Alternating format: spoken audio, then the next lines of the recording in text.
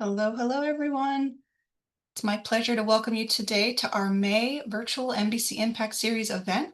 My name is Casey Volpe, and I manage NBC initiatives here at Komen. The programming for this series is envisioned as a year-long conversation with attendees, presenting new information and speakers each month. Today, we're covering coping with anxiety and loss. And we have a fabulous speaker named Susan Marinac, and we have a wonderful moderator, Judy Greiman. Before we begin, I just have to take a moment and thank our sponsors for the 2025 NBC Impact Series. So thank you to our premier sponsors, AstraZeneca, Gilead, and Merck, and to our signature sponsors, Daiichi Sankyo and Novartis. One more housekeeping note, while our speakers are talking, please feel free to post your questions in the Q&A feature in Zoom. We'll get to as many as we can until we run out of time. Please remember our speakers are not able to provide individual medical advice, so just keep your questions as general as possible and we'll work through as many of them as we can. Towards the end of the programming, we're going to drop a link in the chat. Your feedback is really important and does help us determine what topics you want to learn about each month, so don't be shy. Make sure you tell us. So first, I'm very excited to introduce you to our moderator, Judy Greiman. With nearly 30 years of advocacy experience, Judy has been a staunch supporter of funding for research and student aid. She recently retired from helping to run a major research university with an academic medical center, where she also ran all government and community relations. She continues to provide strategic guidance for various higher education leaders. She sits on the boards of the Jazz Loft and the New York Climate Exchange and the National Advisory Committee of Legend Labs. She was a 24/25 Hear My Voice advocate for Living Beyond Breast Cancer and is a patient leader for FORCE. She'll be attending the Project Lead Institute in July of 2025. She has degrees from the University of Wisconsin-Madison and DePaul University College of Law, and completed a certificate in crisis leadership in higher education given by the Harvard Kennedy School of Executive Education. She's also received a de novo metastatic breast cancer diagnosis in June 2023. Since being diagnosed, she has transferred her professional advocacy skills to supporting breast cancer legislation on behalf of various organizations and working with her healthcare system to expand integrative health options for those living with cancer and the side effects of life-saving medication. Judy has chosen to live a big life filled with joy. She loves spending time with her family, her friends, kayaking, walking in the woods, listening to music, cooking, and exploring new places. She is married and has two wonderful children, and it has been an absolute pleasure of mine to get to know her this year, and we are so excited she's joining us today. So Judy, the floor is yours. Yep.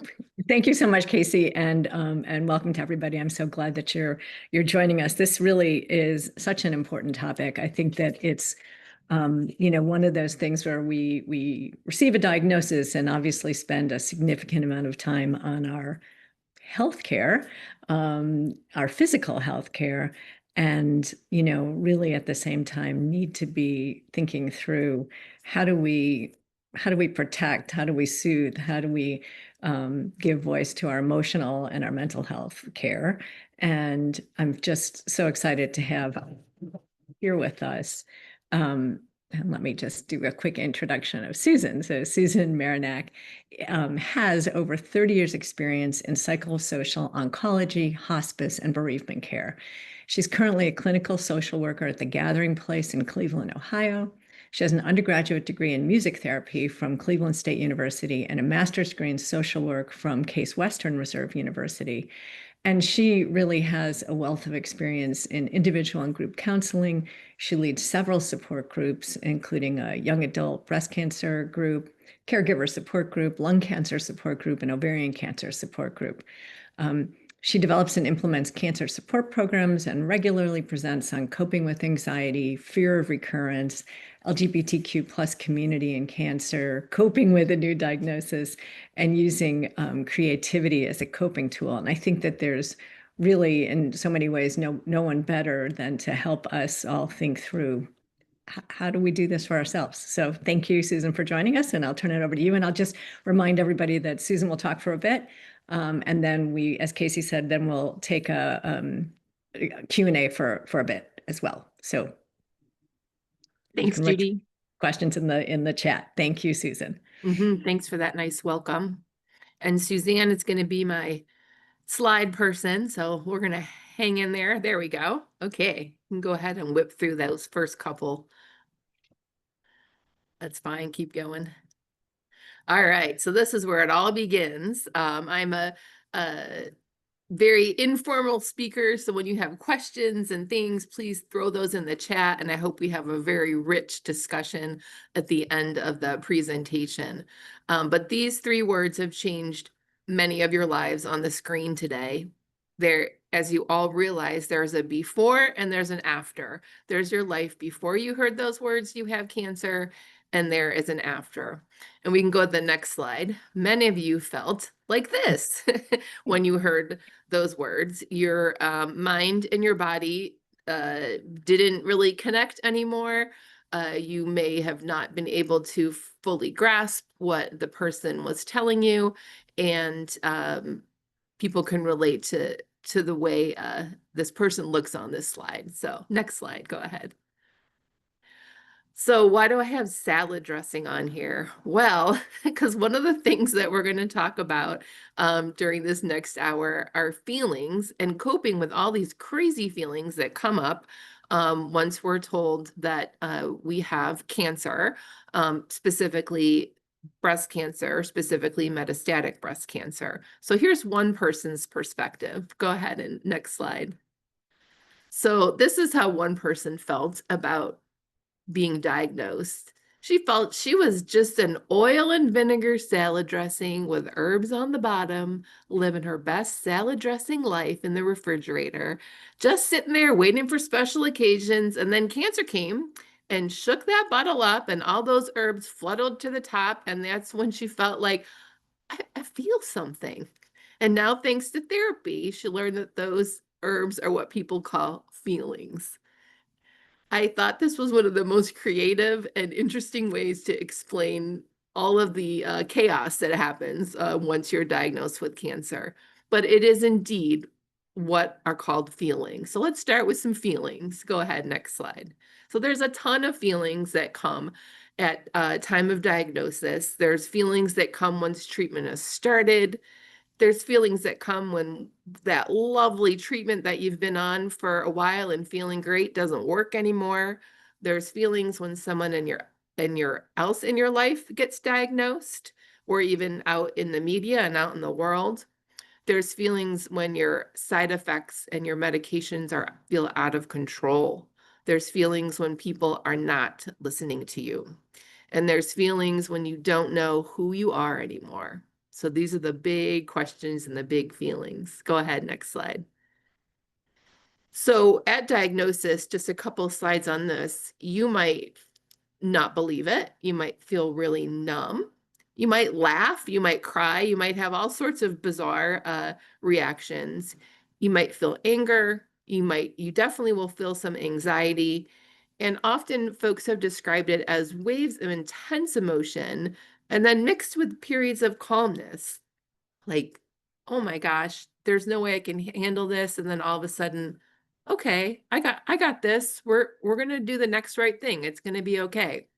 There's a big need at the time of diagnosis to move into plan mode.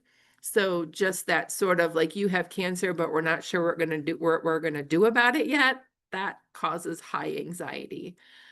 Just know that your feelings are normal. They're gonna ebb, they're gonna flow, and they're gonna change.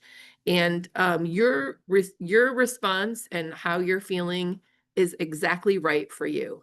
And we're all different people, and it's going to depend on so many factors: what kind of physical symptoms you're having, how you've coped with other big life-changing things in the past, who your support system is, and how much you trust and perceive your medical team. Go ahead, next slide. So at time of diagnosis, you need information, and it needs to be bite-sized, and it needs to be explained in a way that you're processing it and understanding it. You need to make a lot of decisions, sometimes very quickly. A lot of the women I talk to say, oh my gosh, am I making the right decision? I don't know. They're saying, you have this, this, and this, and then what do you want to do about it? And women say, what do you mean? What do I want to do about it? You're going to tell me what I'm supposed to do about it, right?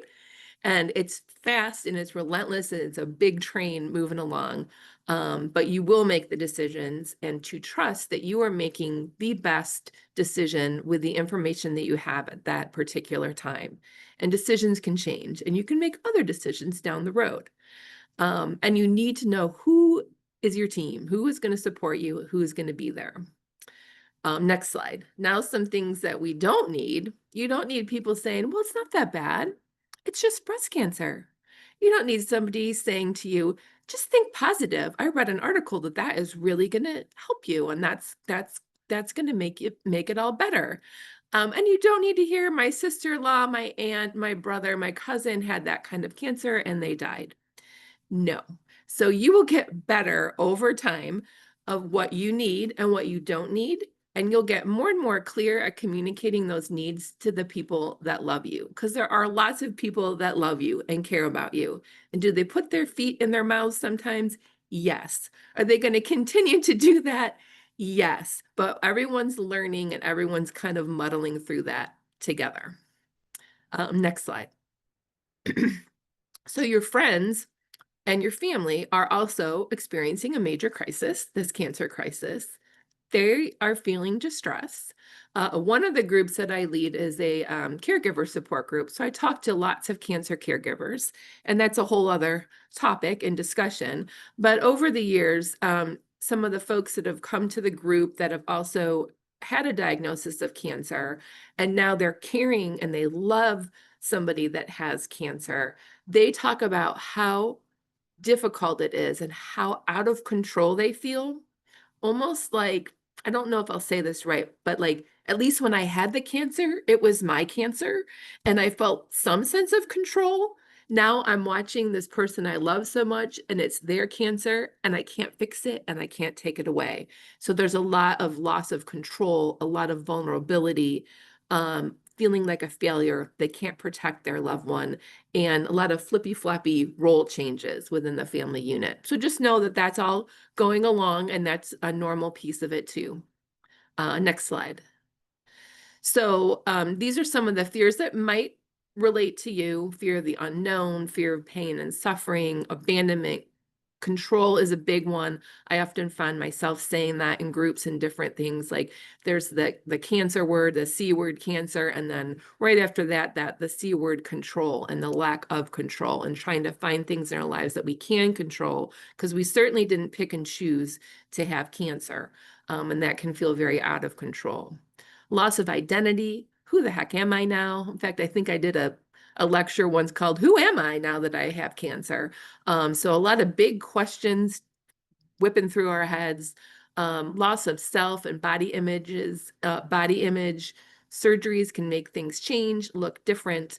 And the big one is the big fear, and we put it right out there: fear of dying. This is terrifying. All of a sudden, my mortality that was way down the road is right in front of my face now, and I'm not loving this. Family is feeling the same thing: loss of the relationship, loss of control, fear of sorrow. Bearing witness to pain and suffering is really hard, to sit there while you, the patient, are suffering and not being able to do a darn thing about it. Loss and missing communication a little bit. So you often hear the patient will say, well, I don't want to say too much to my loved one because I don't want to freak them out. I don't want them to get upset and have all this extra stress. And then you've got the family member saying the same thing. Well, I don't want to cry in front of my cancer person because I don't want to add to it. So you've got, like, you're kind of tiptoeing around. So I'm a big advocate of the family meeting, and like before things blow up and are a big mess, to say like, okay, it's a cancer meeting. We're, noon on Saturday. What are we talking about? Where are we at? Where are you on a scale of 1 to 10? What can I do better? What's working? What's not working? What's going on? Because communication, let's face it, it's hard in any relationship, always, and life doesn't stop just because you have cancer, but it can get hard when cancer enters the picture. Next slide. So like I said in that earlier slide, there's this before and after. Next slide. And there's this big sense of, I can't be sure of anything anymore. oh, how do I synthesize all this? Like, where to make it all make sense? Next slide. So we can be sure of one thing, we can be sure of this: uncertainty just ahead, a lot of uncertainty. Next slide. And a lot of anxiety. And if you look carefully in this slide, you see all those other words. You see the big word being anxiety. And sometimes I do a little thing where everyone could type in what, how anxiety manifests in your life, or what does it feel like to be diagnosed with cancer. But you see all of those things: worry, sadness, uncertainty, misery, sorrow, trouble. You see the physical ramifications: migraine, tension, stress, panic, worry, afraid, all of that. And that's why it feels so jumbled and so crazy, because you're kind of feeling all of that all at once you hear those words, you have cancer. Next slide. So I'm a big fan of facing the monster. So here's this little drawing that kind of visualize that. So that big monster could be your cancer, it could be your fear and anxiety, it could be whatever big feelings that you're having. And the more we don't face it and run away from it, the bigger it kind of grows. And when we can turn around and face it and name it and say, I know what this is. This is anxiety, or this is, I'm afraid of pain, or I'm afraid, whatever it is. And if you can turn around and face it, next slide, sometimes you can shrink it to properly manage it. So that monster doesn't look quite as scary as the other one. So that's what we hope to do. And like I didn't say this in the beginning, but if you walk out of this presentation with one little idea that helps increase the quality of your life and helps, then I consider that a success. Next slide. So why does this anxiety happen? What is going on? Did I do something wrong? Why am I so anxious? Am I not coping well? No, you're coping great. Your brain is wired to do this. We all have these caveman minds that are trying to keep us safe. So when we hear that we have a cancer diagnosis, it's like walking down a path and seeing a big scary tiger who's about to jump on us. And what happens? We have that fight, flight, or freeze. And that's what's happening in your mind and in your body. That's why when you first hear those words, you kind of space out and you don't hear the rest of what the doctor said, because you're in freeze, or you're in, you're in fight, or you're somewhere else, and your body and your mind are doing what they're supposed to do, which is sending lots of blood to your, your extremities and making you strong and get that adrenaline going and all those hormones so you could run and you could fight it. But the problem with folks with advanced cancer is that you always feel like this. This is always happening, and you're not, there's not a tiger walking down the road. So to always feel like this gets everything really ramped up. And so we're going to look at strategies to make that not happen. Next slide. So this is just a little picture of the anxious brain and the pieces of the brain that works. And I'm not a brain scientist, and I'm not going to go into everything, but you've got, this is what's happening. So if you go the one way, you're enhancing your anxiety. And if you try to go the other way, you're dampening your anxiety. And so we want to try to calm our brains down and to not have that amygdala firing all the time, and to try to, get some control over it, so to speak. So this is just a little picture of your anxious brain. Next slide. And these are all the things that happen during fight or flight. You feel that tunnel vision, hearing loss. You start breathing really fast, or not, not deep enough. Your heart rate goes up. All these hormones are flushing through your body. You've got muscle tension. Your digestion slows down. All that kind of stuff is happening, boom, right away when you move into that anxious fight or flight response. Next slide. Sometimes you do get stuck in the cycle. So this natural, normal response that used to make us run really fast and escape the tigers that's supposed to protect you can become the problem. So the more you worry, the more likely it is that your fight or flight response starts up, and then your symptoms increase, and it becomes a vicious circle, and you feel like you might not have control over your situation. Next slide.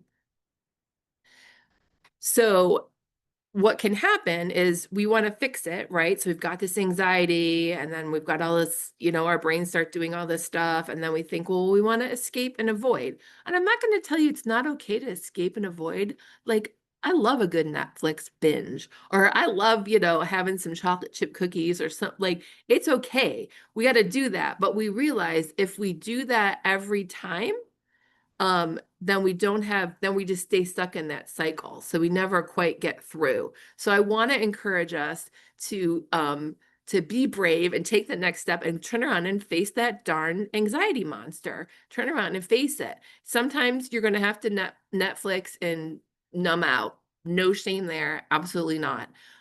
But sometimes we want to figure out what those long-term solutions can be, and what are we going to do, and how do we name it, and what do we do? So I'm going to move into that a little bit. Next slide. So, two couple slides about scanxiety, because that's a big one. So I often hear folks with metastatic breast cancer talk about, like, I live in 3-month increments. I'm just waiting for the next scan. So scanxiety is a real thing. We've named it. I don't know if it's a word in the dictionary, but it is a real thing. Waiting for the date is hard. The actual scan itself can be hard. Sometimes that causes a ton of anxiety. Let's face it, the worst part is waiting for the results and getting the results in your MyChart and not knowing what the heck they mean, and then having to wait to talk to the physician and your team, not being in control. Once you get your results, the feelings subside to a more manageable level. It doesn't even matter if it's good or bad. Like, it's just like, okay, now we know what we're dealing with. It's the not knowing that's crazy making. Next slide. I think there's one more about scanxiety. So definitely being organized, knowing that when that scan is coming up, you want to plan ahead. You want to know what you're doing the day before, the day after. You want to be really clear to your healthcare team. What do you need? What do you don't need? When am I going to get the results? What's going to happen on this day? Have things to do when you're waiting. Distraction can be good. And then I've got so many patients here that plan something for afterwards, like on a scan day. Like, okay, we're going to the scan, and then we go for ice cream, or we do something silly and something fun. So just to kind of break out of that scanxiety. Next slide. So living with cancer is hard. I think I've said that a million times. Lots of uncertainty. But I want to say to everyone on the call, you've all survived 100% so far today. Your unknown becoming your known. You have lived, your unknown has become your known, and you will be able to do it again. There's a lot of people that want to help you through the next right thing, and you are much, much more than your diagnosis and treatment. So like when Judy did her introduction, she's not metastatic breast cancer. She's all these cool things that she's done with her life. So realizing that, yes, it's a big part of your life now, but I'm so much more than a diagnosis. Next slide. Living in a world in wait and see is really hard. I wanted to acknowledge folks. It's hard to even be in a support group sometimes, especially diagnosed with metastatic breast cancer. Like, do I want to open up that Facebook group? Do I want to see? I know someone wasn't doing really well. Am I ready to hear, that might not be too good news today? That's, just the support itself can be anxiety provoking. Anxiety about what's the next line of treatment. It's great. We've got great research with metastatic breast cancer, all these things coming down the pike, but it's like, yeah, like as you've worked through some of your treatments, like, well, what is next? What is their list? What does it look like? And that can be really overwhelming. What's next for me to do? What's coming up in the research? And how, again, back to that decision making, how do I know what to do next? Next slide. Sometimes you're going to feel like, I've got this, and some days you don't. And that's normal. It's going to hit you in waves. Life still happens just because you have cancer. So there's kids to get to school, and there's relationship issues, and there's mother-in-laws, and there's sick uncles, and there's all sorts of things that are still happening. And sometimes, let's face it, it's just too much. It's not curable right now, but I love that word healing. What does healing look like for you? Let's try that on for size. Not curable, but healing is possible and it looks different for everyone. How, asking how do I feel like I'm moving toward healing today? What does that look like for me? And everyone would have a different answer. Next slide. So let's get into some nitty-gritty of stuff we can try. I love this one. This is called 5-finger breathing. So I'm going to do it right now. So it's a good thing to do when you're in the infusion chair or, waiting or whatever, and you're feeling like your breath is becoming very shallow and it's up in your throat. You want to bring it back down into your gut and into your belly. So you put your feet on the floor and you just take your hand, you can put it in your lap. I'm going to hold mine up just so you can see. And I like this because you're touching your hand, which reminds you, I'm here I am. And you want to breathe up in when you go up your finger and then out when you go down.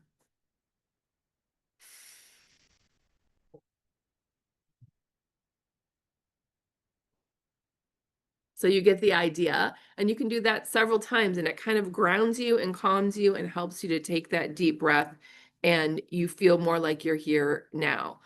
Doing grounding techniques can help. So what do you see? Name, 5 things you can see and 4 things that you can hear, and what can you feel? What, you feel the fabric of your shirt or the smoothness of the desk. Can you smell anything? Can you taste anything? That brings you back to the present moment. That can be very helpful. I encourage everybody to decide what their happy place is and what that looks like and really see it in your mind. And that can be, oh, I like that. Somebody just said, I call that roller coaster breathing with children. Yes, roller coaster breathing is good. But visualizing your happy place and seeing it, your mind and body don't know the difference. So if your happy place is on, a beautiful beach in the Bahamas and you can close your eyes and you can go there, your nervous system is going to calm down and your body is going to respond as if you're actually there.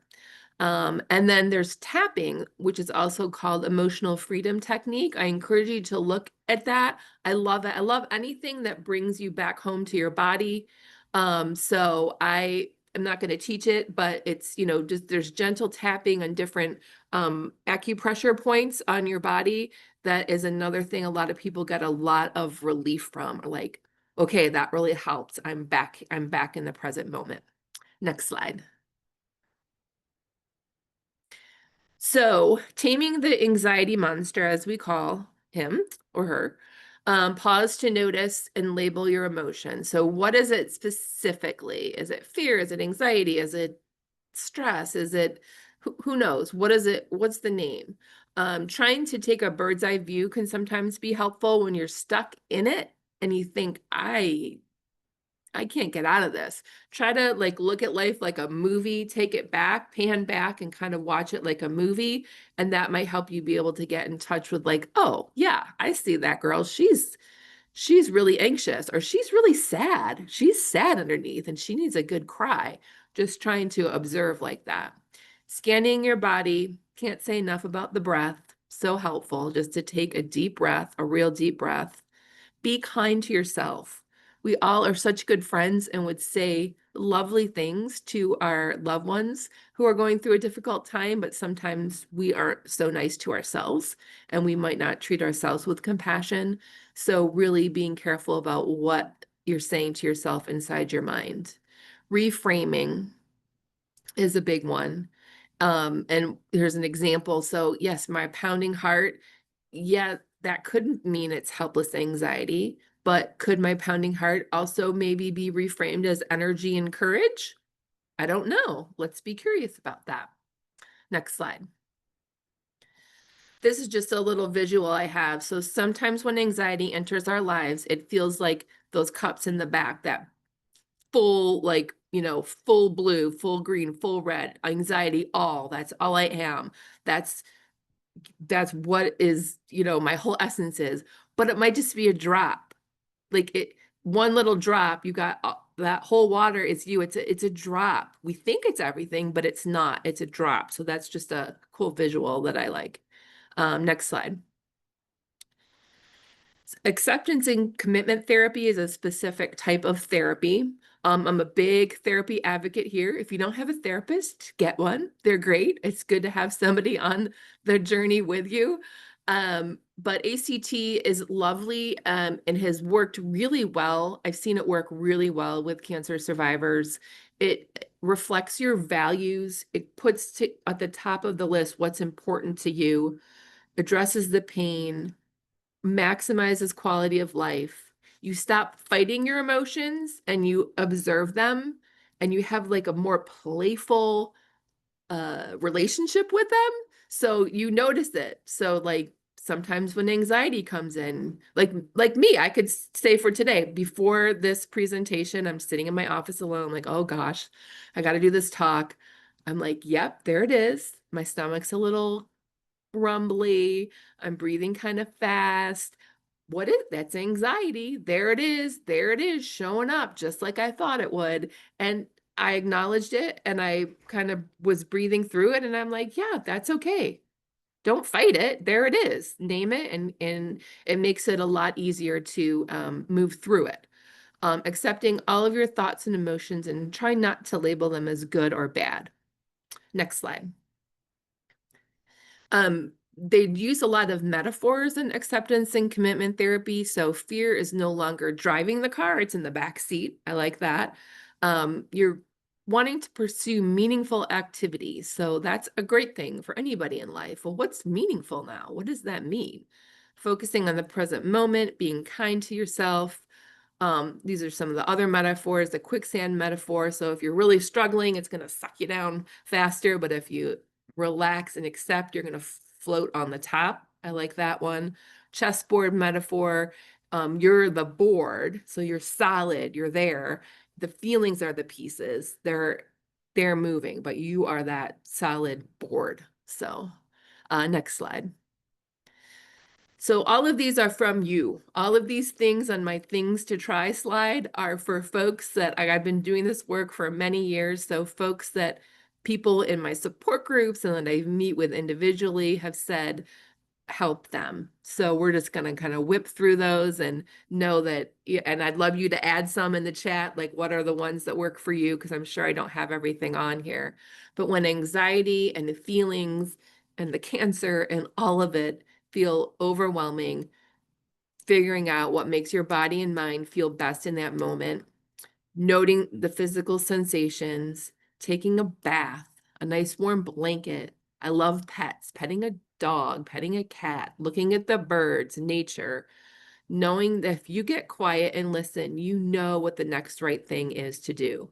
We don't always trust it, but when you think back to all of the amazing decisions that you have made, you do know what to do, and you can get quiet, and you do know what the next right thing is.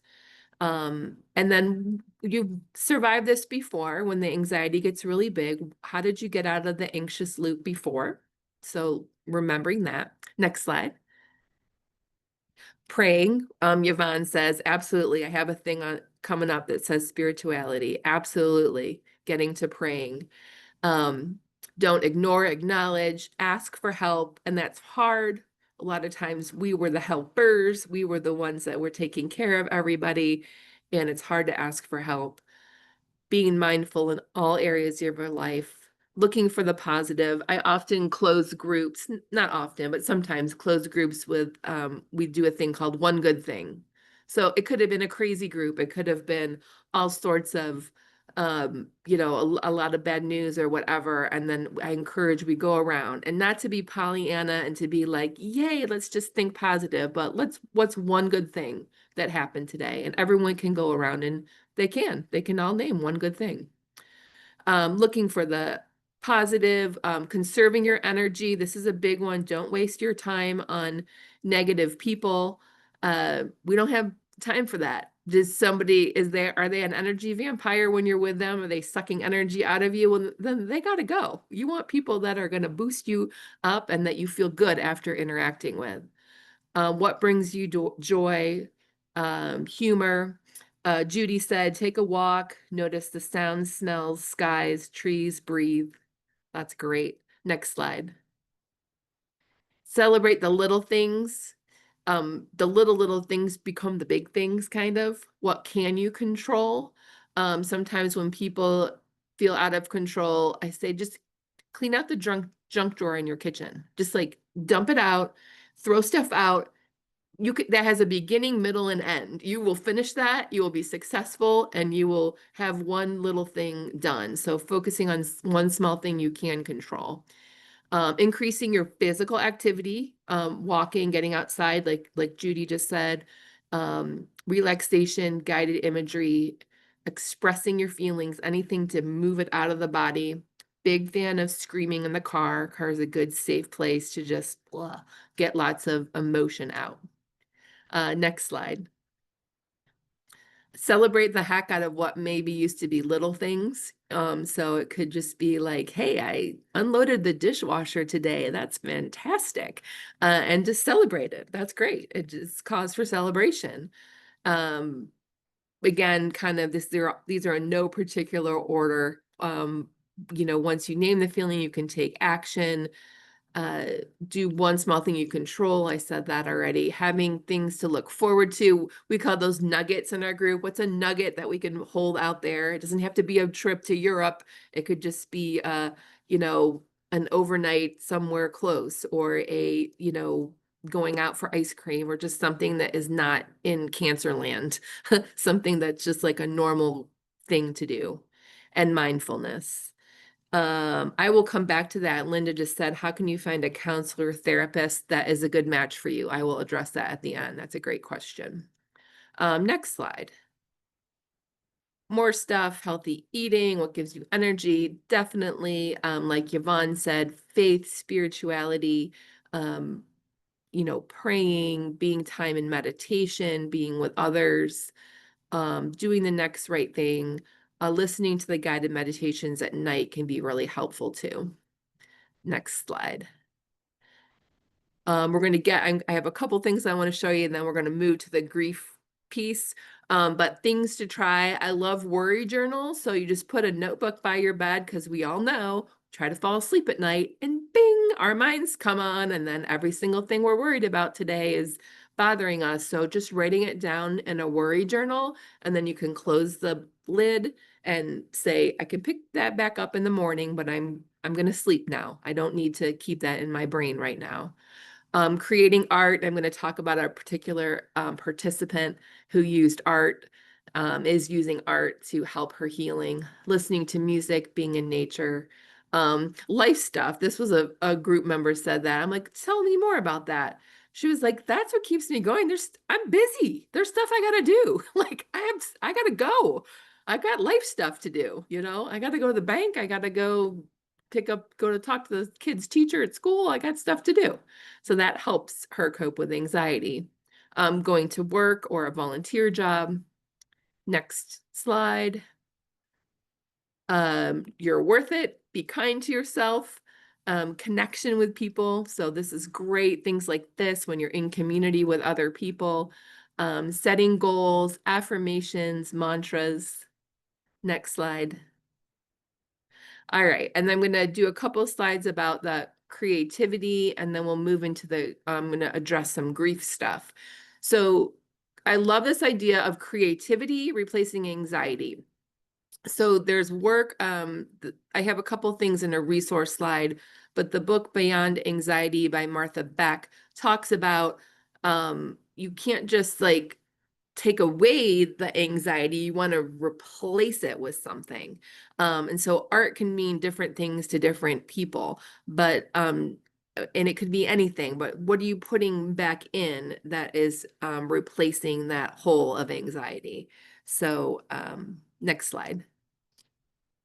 And one more slide. So I want to talk about a participant named Deb.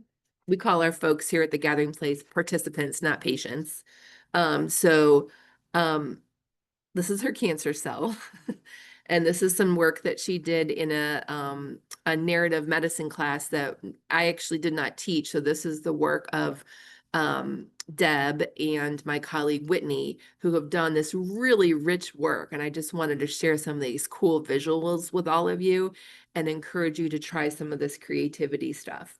So this was a prompt that, and you have them on the slides, you're able to open up the Word document. But what is the prompt was like, what does cancer look like? What does my cancer look like? And when she described it on the page, it didn't look like this cute little cancer guy that came on here. So she was saying its colors are a putrid brown, its colors morph, it's lumpy, it's got Sharpie spikes, it's got beady eyes, it's got a small mouth, it's got globular hands that have Velcro-like features. And then, yes, it does have all that, but it also looks pretty darn cute. And she realized, like, that was part of it for her. She walked out of the room that day. She says, when I walked out of the room that day, I was filled with purpose. Well, I could not evict this annoying roommate, cancer. I can stay strong, self-aware, and courageous. I can accept my reality and do the things that I need and want to do to live another happy, fulfilled day. And I encourage you to read in the slides the full artist statement of that, because it's pretty powerful. All right, next slide with the mask. This is pretty cool too. So this is a gal who had has metastatic cancer, and so she had some spots in her brain, and she had Gamma knife procedure. And so, as many of you may know, you have to wear a mask and kind of be bolted down, and it's a scary thing. And she was like, well, I'm going to transform my mask. And so this is what she did over a series of 4 or 5 sessions. And she created this mask and talked about all of the cool things that came out of the Gamma knife. And she actually had this very positive experience. There's screws, washers, wire, a deconstructed necklace. And she's that was to honor the science and technology that made the day possible. Overwhelmed with gratitude that she didn't have to cut her head open, but thankful to the pioneers who developed this technique. So that was pretty interesting. You can go to the next slide. I think I've got another couple pictures of this. So talking about the glass throughout the mask symbolizes visibility. I was not invisible. I was seen, heard, and cared for all day. For me, glass also represents a higher presence. There was beauty, light, and spiritual peace throughout the day. The sense of connection grew into complete trust. I trusted the healthcare professionals to bring their best selves to work. You can go to the next slide, shows a couple. Oh, wait, go back one, put it back on the, yeah. And then the floaty clouds represented surrender and acceptance of reality and a readiness to move forward. And then at the top of the mask, there's a party going on. Bright pipe cleaners and colorful pom-poms represent celebration.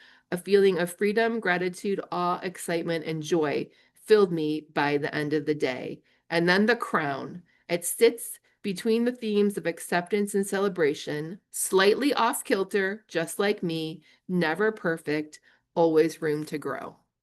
So I wanted to share that with you and encourage you, even if you don't feel like you're an artist, you can do cool stuff like that and kind of see what comes from that. All right, great. Next slide. That's just the artist statement that you could pull up. We don't have to pull that up. All right, and then we're at 2:46. Okay, we're good. Grief and loss. I was asked to touch a little bit on grief and loss. And so just going to start with that blanket statement that you are all grieving the life that you thought you would have. You know, there was one path and you thought you could see it, and then now it's this path. And so just accepting that and acknowledging that you're grieving the life that you thought you would have. Next slide. So loss is the thing. Grief is the reaction to the loss, and it's like an onion. It has so many layers to it, the grief, so many layers. Grief is the inside work that you do, the internal. And mourning is the outward expression of grief. So when we're sharing that with others or having ritual or things around it, those are just some definitions. We are a society more of grievers. We do it inside than a society of mourners outside sharing. Next slide. So let's acknowledge some of the things that can bring up grief for us. Attending a support group can be scary because of what we talked about right in the beginning, the big scary monster. Am I going to die from this? Who's sick? Who's not going to show up at this support group? And then what can we do to honor that? I saw on the Komen, it looks like the group that Judy's in, it's a whole bunch of advocates are coming together to produce these things, which is great. And I think one of the folks had died recently, and I there was like a, you know, some words about her, and that's important. We need to mourn that. We need to put that out there.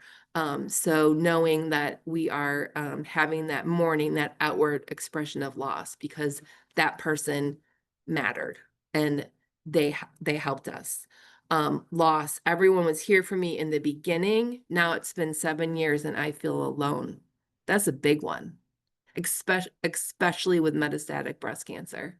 Your friends are like, wait, I thought you were good. I thought you had the chemo, right? Oh, well, wait, didn't you take that pill? They don't get it. They don't get it. And it's really hard. And people go out of our lives, and that's loss. Some people can't handle it. The blessing is new people come into our lives. This is pretty much universal. So you get new people. But it is sad and silent, and you can feel very much alone, especially with metastatic disease. Especially with metastatic disease. They're silent and they're hidden, and this is hard. Next slide. It takes things from us. I imagine this like grabby machine, like the Dr. Seuss, what was that book? Like goes through the house and grabs things. It takes things. It takes so many things from us. How do we come back to the moment and what gives us comfort? It's sometimes you can be in the moment and sometimes it's too much, and that's okay. You can hold both in your heart. You can be hopeful and scared. You can be, you know, pissed off and still hopeful. You can be lots of things together. So the power of that word "and" is really good. What brings you comfort will vary. Sometimes it works, sometimes it doesn't. Leaving space for the sadness and still enjoying the moment. Next slide. A word about support groups. You get attached to the folks in your groups, and sometimes it's a weird kind of loss. The family and friends don't understand how close you can be to these group members, and you're with these people who really get it, and you're showing your true and most honest self to them. And sometimes your friends or family say, I don't understand why you're so upset. That person lived in, you know, Iowa. You've never met them. Why are you so upset? And it's like another disenfranchised grief. Like, no, this person mattered to me. Their, you know, wisdom on these calls sustained me, and it is a loss and it is grief. That grief is legitimate, and you need to take time to honor these folks and remember them. Next slide. All the losses: self, job, strength, energy, intimacy, travel. We could have huge hour-long presentations on all of these. Ability to have children, loss of taste. Might seem small, but your losses are compounded. Next slide. Remember who you are. How do you introduce yourself? What is a way that you can remind yourself to stay in the moment? What ifs to what is? What can I do? I can't do a 5K anymore, but I can walk 2 miles. I'm going to do that. Try to drop the toxic positivity. You just be true to you. And then we can talk about other losses. This might be wrapping up. Next slide. Oh, no, a couple more. Can get triggered when we hear of deaths in the media. That's hard. A lot of times you hear, oh, this person has cancer, and now this person has cancer. And, you know, that's another trigger. It's okay for you to say, I'm having grief today. I'm doing my grief work. I always say, don't judge it. It's good. That's good work. It's a pajama day. You need to stay in bed. You need to feel it and wallow in it. You're doing grief work. It might not look like any kind of work, but it is. You are doing it. You're doing the work. That's what and you can just say, this is what metastatic breast cancer looks like today. It looks like a pajama day and cookies. That's what it looks like. Try not to define emotions as good or bad. Do your end of life planning on your own terms. What makes you feel good about yourself and more organized? What's on the list? What are you thinking about? Who can help you with this? You can do it or you cannot do it. You don't, no one has, there's no perfect way to do any of this. Do what makes you feel good and whole and more organized and something that you want. Next slide. That's my last one. I think the little things, the little moments, they aren't little. So leaving you with that. And I think are ready for questions. Oh, these are the resources. So those are all in there. Some of the acceptance and commitment therapy, some of the anxiety work, a couple of apps that help it calm down, things like that. So some of my favorite things. And next slide. Is that it? I think that's it. Yeah. All right. Okay, good. 2:53. I was worried I would go over. Good. Yeah. Take it away, Judy. I mean, that was just fantastic. Thank you so much. It was just a good way to actually order thinking around all this. I really appreciate it. And for myself, as I think of a topic, all of a sudden that was your next slide. So yay. So the first question that people have is, from your perspective, sort of when should a person seek support from a mental health professional, whether it's one-on-one counseling or a group? Everyone should. No. But I think some, when it is affecting your quality of life, when you are feeling, having a major sleep disturbance or a major mood or major irritability, and it's constant and consistent for more than 2 weeks, there's a need. There's help. So don't suffer. Everybody that, to me, everybody diagnosed with any type of cancer would benefit from having a mental health provider. But definitely, if there's consistency over the same unrelenting for more than 2 weeks, is sort of the rule of thumb. And can you give, I mean, I know that there are all kinds of ways that people can find those resources, but that can be daunting. Can you just, as somebody had asked, what's the best way to do that, to find the right One person? of the best ways is this kind of thing is support groups and communities. Talk to your people. Do you see somebody? Did you, what do you think? Do you have some names and numbers for me? So talking to your inner circle or even your next circle out to, find some real life examples, which it's much better than it used to be. There's so many national resources. So definitely reaching out, to Komen, places like the Gathering Place. We're in the Cleveland area, but we provide services. We've got people all over the place that can kind of guide you to that and let you know, well, who's in your area. You want to ask yourself, do I want to see someone online? Do I want to do a virtual mental health visit, or do I want to see someone be face to face? So asking those questions. But the local cancer support communities, Komen, Gathering Place, any place like the Gathering Place in your city would be a good start. And then people, if you belong to a support group, asking the support group.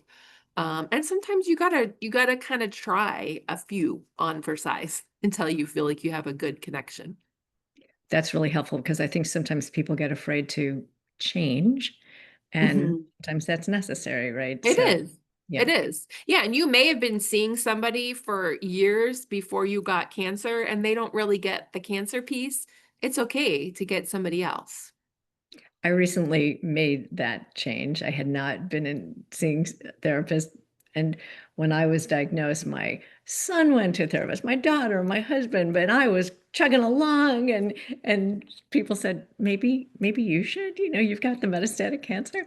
And the person that I was seeing was lovely, but she really didn't understand how to deal Right. with cancer. And I did switch to somebody who has that as a grounding, and it's much different. Yeah, But good for you. yeah, it is. Um, m- I'm also, may I just make a suggestion as well that, there are a lot of things like Facebook closed groups for metastatic cancer. And I'll tell you that I live in Long Island, somebody in one of those groups posted, "Hey, is anybody from Long Island?" This was 2 years ago. And several of us said, I am. And we now gather not as a, well, it's probably best for my mental health than anything else I do, but it's not a therapy session. We Yeah, have brunch once a month, and love it. I call them raucous brunches. But, it also can say, "Hey, I just started this medication. Does anybody have any tips?" Well, and sometimes we have topics, but a lot of it is you're in a what I call flinch-free zone. You can talk about anything, and everybody at that table eating eggs and bacon understands where you're at. So it was a simple way to get together, and we have a lot of members now. So Wonderful. just FYI. Perfect. No, thank you for saying that. And that's it. That's perfect. That's Yeah. so important. Yeah. Other questions from our group. What are some things that family members and friends can do to support someone living with metastatic breast cancer? Knowing they don't have the answers, to be an excellent listener, it's okay to say, "Hey, I'm just here. I'm here. I want to hear you. I want you to, explain it to me. I know I can't fix it. I don't know have the perfect thing to say." And then definitely coming up with tangible things that can help and maybe giving two choices. Like, "Hey, I've got some time today. Do you want me to do a load of laundry or pick the kids up from school?" So not putting it on the cancer person, like, "What do you need?" Or "Call me if you need me." Mm, saying, "I have 3 hours this day. I can do this or this. What do you want?" That's That's great. it. Yeah. Great. Thank you.